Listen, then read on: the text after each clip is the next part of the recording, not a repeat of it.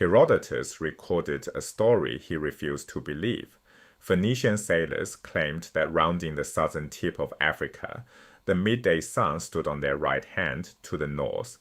Impossible, he said. Yet that single disbelieved detail is the strongest proof the voyage really happened 2,000 years before the Portuguese. Herodotus admired the Phoenicians, a seafaring people who fought on the Persian side of the great conflict he chronicled. Their own writings have largely vanished, so without him, we would know almost nothing about them. Two of his Phoenician stories reveal both his value as a source and his critical mind at work.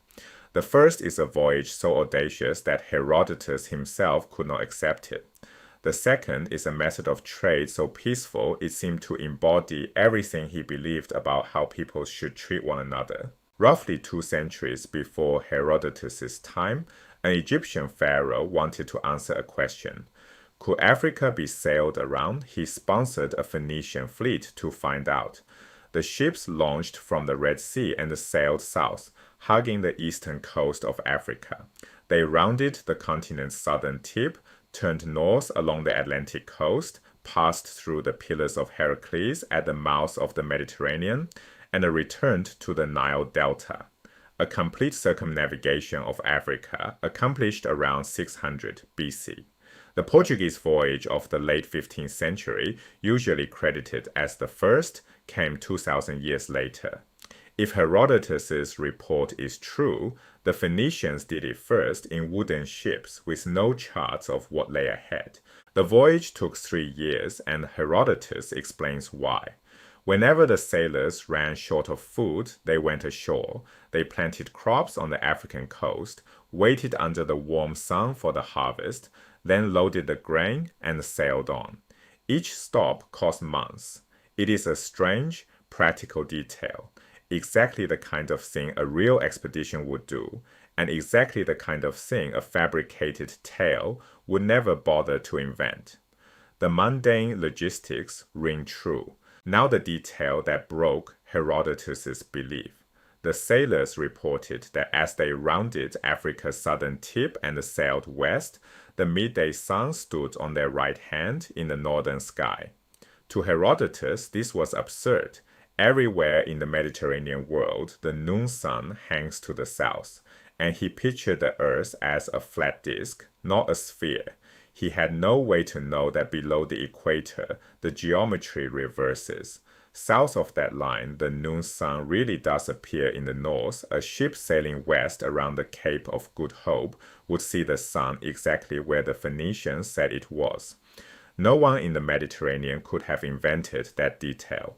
Only sailors who had been there could report it. The thing Herodotus could not believe is the proof. Consider what almost happened. A historian like Thucydides rigorously excluded anything he doubted, presenting one authoritative account. Faced with this story, Thucydides would have cut it, gone forever. Herodotus worked differently. He reported what he heard, doubts included, and told readers why he disbelieved it. That method, often criticized as credulous, is what saved the evidence. His skepticism and his urge to explain why the report must be false preserved for us the strongest proof that the Phoenicians truly made the voyage. The historian who believed less would have left us less. Herodotus' second Phoenician story describes trade without a single word spoken. The Phoenicians and their Carthaginian kinsmen, colonists settled at modern Tunis, sailed beyond the Pillars of Heracles and down the Atlantic coast of Africa, seeking gold, ivory, and ebony. The procedure was precise. They gathered their ships at a small offshore island. Then they crossed to the mainland beach and laid out their goods, Mediterranean cloths, manufactured items, fine metalwork, arranged in rows on the sand. And then they did something remarkable. They withdrew, back to the island, out of sight, leaving their wealth unguarded on a foreign shore, trusting people they would never meet face to face. The local Africans came down to the beach. They inspected the goods, laid beside them gold, ivory, and other products, and departed in turn. The Phoenicians wrote back. If the offering looked sufficient, they took it and left the goods behind. If not, They touched nothing and withdrew again, waiting for more to be added.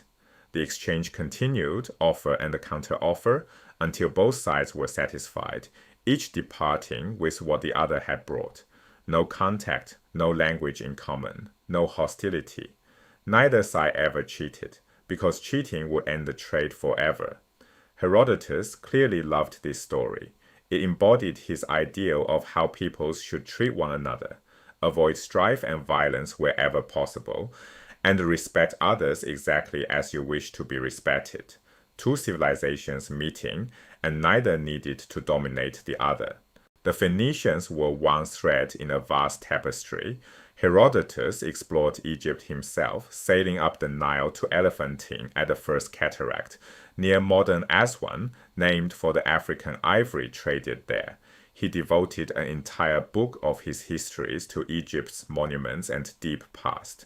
He traveled the Persian Empire too, and his account preserves a vivid picture of Babylon, its towering walls, its vast irrigation channels, its hanging gardens. One loss still stings. He apparently planned or wrote a 10th book, his Assyrian stories, covering the history of Mesopotamia. That book is gone.